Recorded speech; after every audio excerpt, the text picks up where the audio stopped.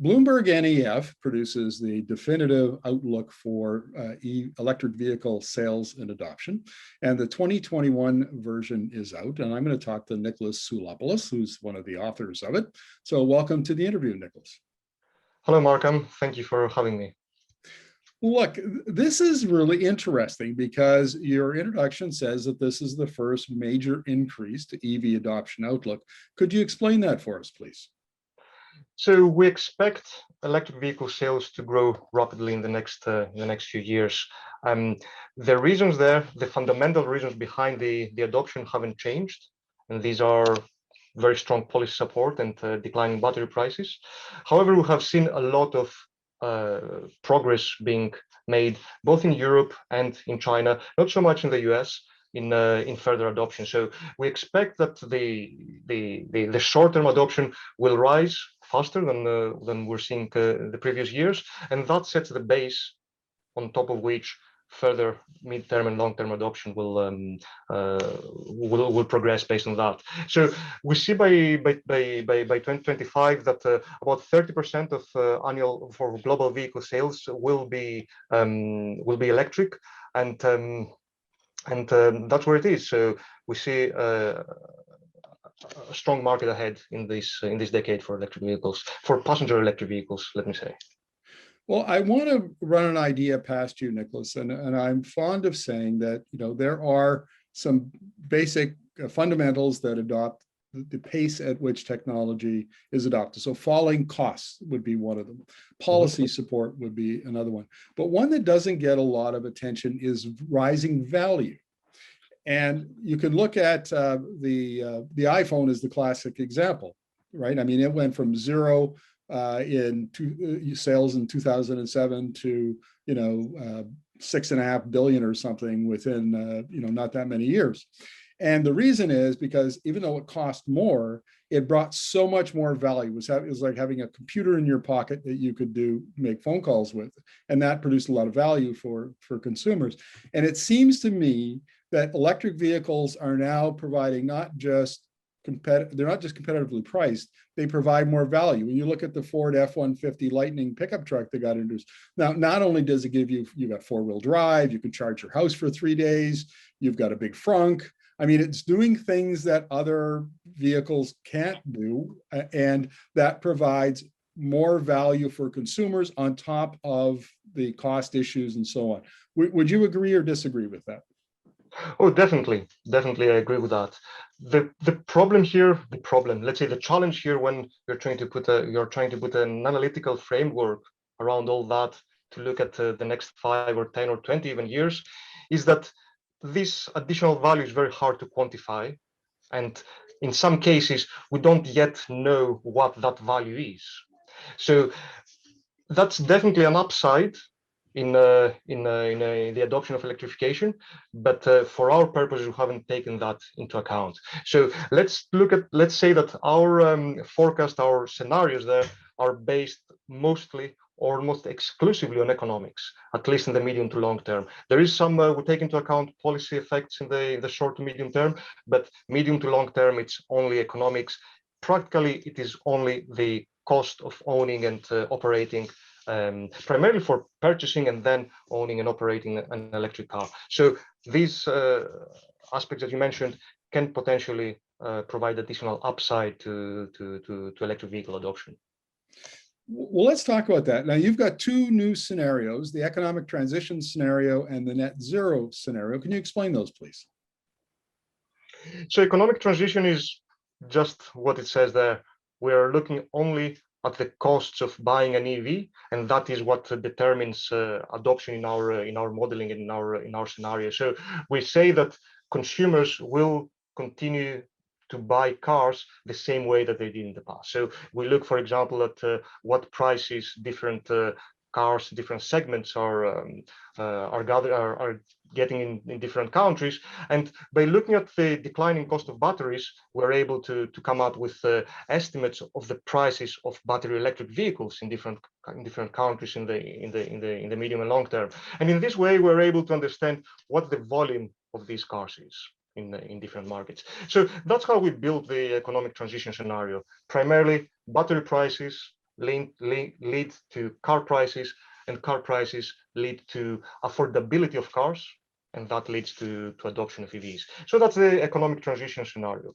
The net zero scenario is one where we're looking at what would need to happen in order to have a net zero capable fleet by 2050 globally. And by net zero capable, we mean practically zero tailpipe emissions on the fleet of vehicles on the road. So every car on the road globally, be it a scooter, be it a private passenger car, a bus, a truck, or anything else, to be zero tailpipe emissions. So that's the net zero scenario. It follows from our economic transition scenario, but in fact, it's quite a few steps more in order to reach that net zero capable fleet by 2050. I was kind of struck, I have to tell you, by the fact that the net zero transition number that you're forecasting, which I think is 210 million by 2030, or maybe it's 2040, you can clarify that, compared to the economic transition, which is 169 million. I mean, it's not that big a jump, which shows that the technology really is kind of market ready. So it depends on the segment. It depends on the segment. That for passenger cars, we're somehow on the trajectory to net zero. In other segments, let me start, for example, with buses, electric buses.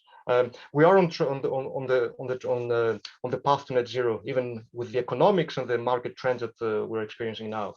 In passenger cars, we are perhaps somewhere a little bit less certain about it.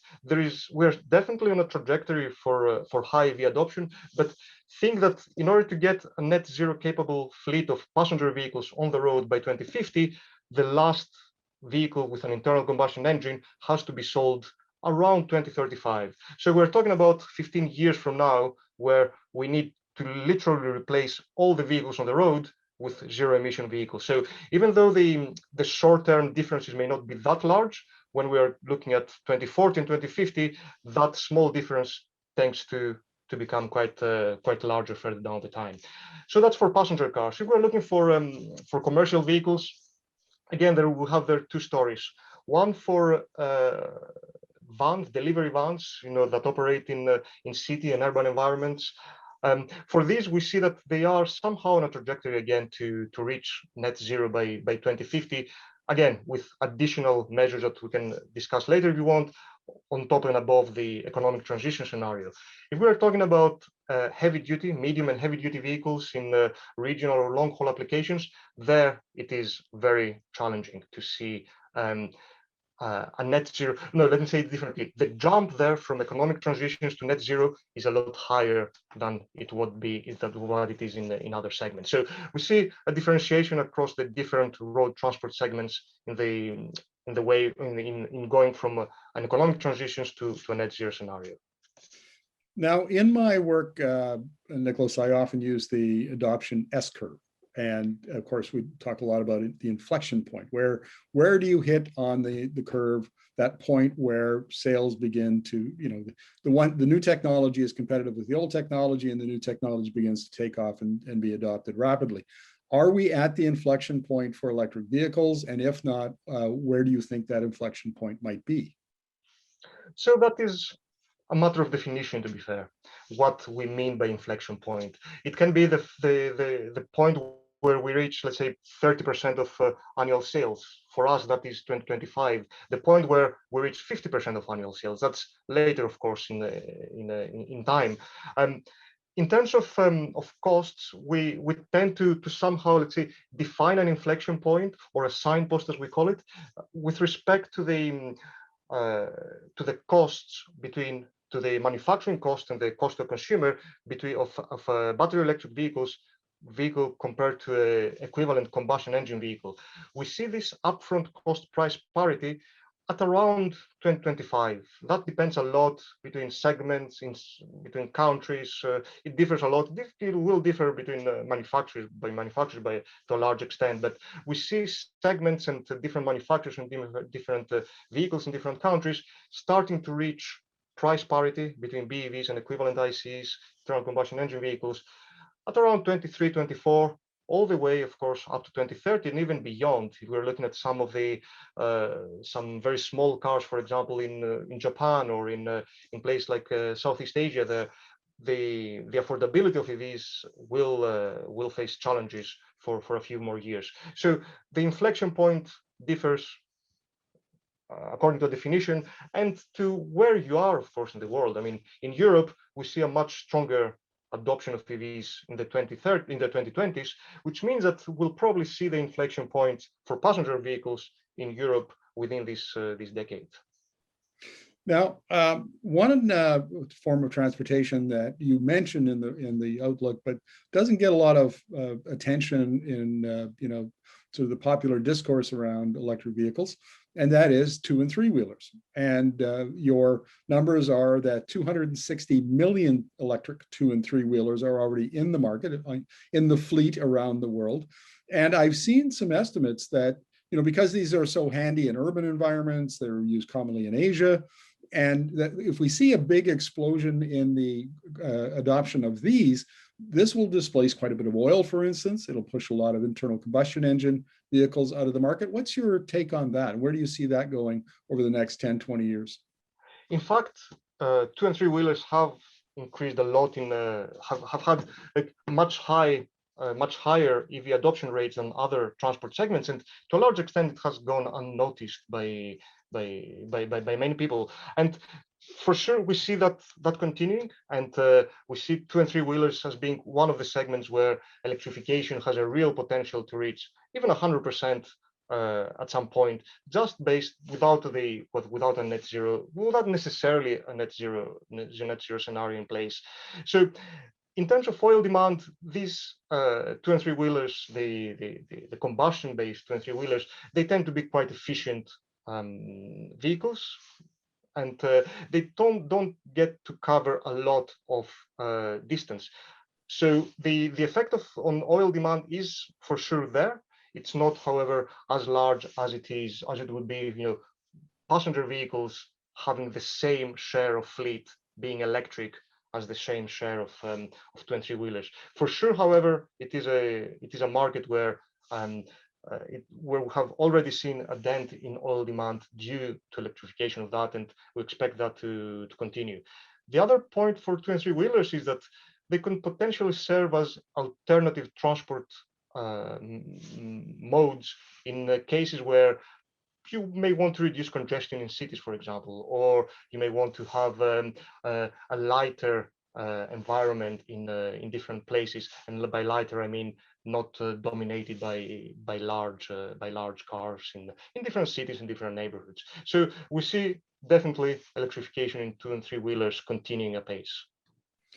Final question, Nicholas, and I'm going to ask you to look into your crystal ball a little bit, and whether or not, in your opinion, there will be more aggressive, more stricter policy around net zero by governments around the world, and are we likely to see the policy environment necessary to achieve the net zero scenario that you've described in the report? There definitely has to be stronger policy support between in order to achieve our net zero scenario. The current policy scenario, this economic transition scenario that we have now, which is based on current policies only, with that alone, we cannot reach a net zero. So as long as governments are really determined to hit those net zero targets by 2040, 2050, and 2060, we're bound to see more policy support. That can take different forms. It can be even more stringent fuel economy regulations for passenger cars and for trucks. It could be mandates for the electrification or the decarbonization of fleets and fleet operators. It can be more support for the expansion of charging infrastructure networks, but also potentially for the expansion of refueling infrastructure for hydrogen. So there has to be more policy measures in order to hit those targets. If governments are real about those targets, we're likely to see those measures being legislated.